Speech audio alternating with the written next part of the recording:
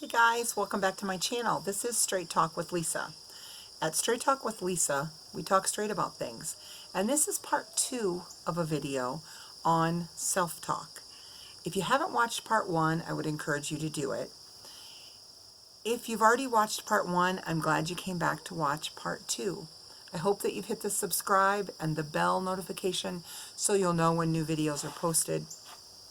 And give it a thumbs up or like or comment so that other people at Straight Talk with Lisa will have some interaction with people who are making changes in their life and trying to journey for improvement in themselves and their situations in life. I've talked about the fact that I'm on a journey to change my life, and I've lost thus far 117 pounds last time I weighed. But it's more than just about the weight loss. It's about taking back my life and telling the truth to myself and other people. Talking straight, if you will. And let's talk straight about self-talk. And in this part 2 video, we're going to talk about, well, we've identified what it is, and we've identified how it is that it can have a negative impact on us, the people who hear us talk negatively about ourselves, and maybe people who are similar to us who may fear or think we feel that way about them. But how do we stop doing it? How do we change that negative self-talk? Well, I think step 1 is acknowledging that you're doing it. I challenged you in part 1 of the video to say, listen to yourself, make notes for your own good, evaluate what you're saying to yourself.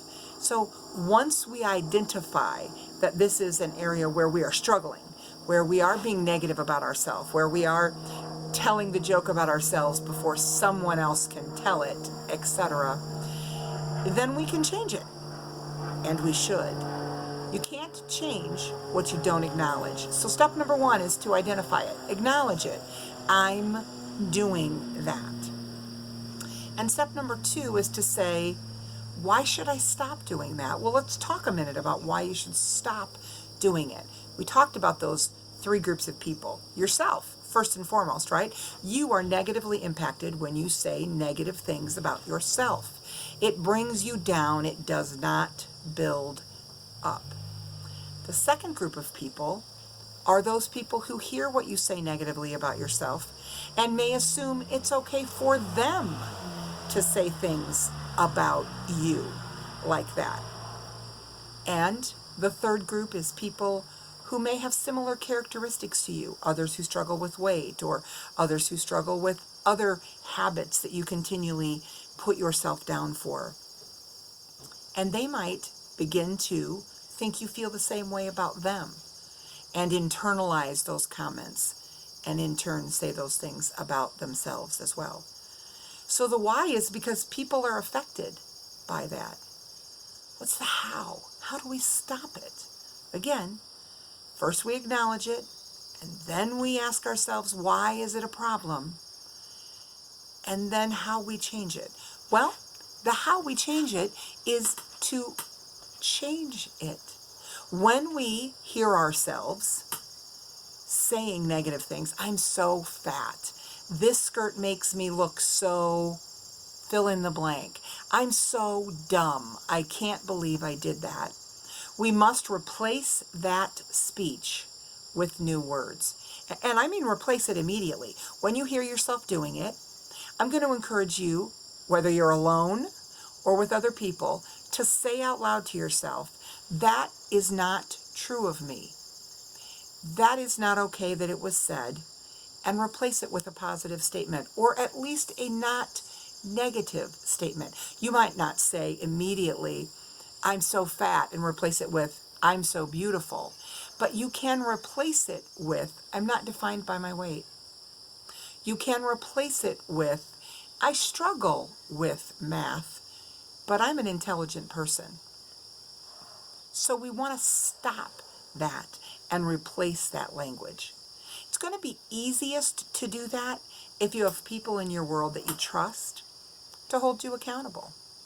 Those people who would say, yes, I care enough about you that with your permission, when I hear you making those self-deprecating comments, I'm going to say to you, Lisa, you're doing it again. You just said, and they'll repeat to you and bring to your attention anytime that you don't catch it for yourself, so that you can go back to step number 2, which is to replace that speech. Partner with those people in your world that are going to help you with accountability and say, what could I have said there? Because you're right, I don't want to do that, because when I fill myself up with all of my flaws and faults, that is what I put out into the world. Let them help you. Let them help you replace that speech with other things. Let them tell you what they see in you. So we've identified it, we've acknowledged it, right? We've determined why it's a negative thing. Other people and ourselves are affected by it. And we've said, how will we change it? Well, we'll replace negative self-talk with positive self-talk. And we'll do that by entering into trusted relationships and getting people to remind us when we're doing it. And lastly, I want to encourage you, when you see it in other people, remind them that it's powerful, the words we say to ourselves, because we're affected, others are affected, and people like us may be impacted. So take the step in trusted relationships to say, you know, it hurts me when I hear you say such negative things about yourself. When you say you're not pretty, when you say that you're too fat, when you say that you're not smart, you're dumb. I hate hearing that. I hate hearing you say those things about yourself.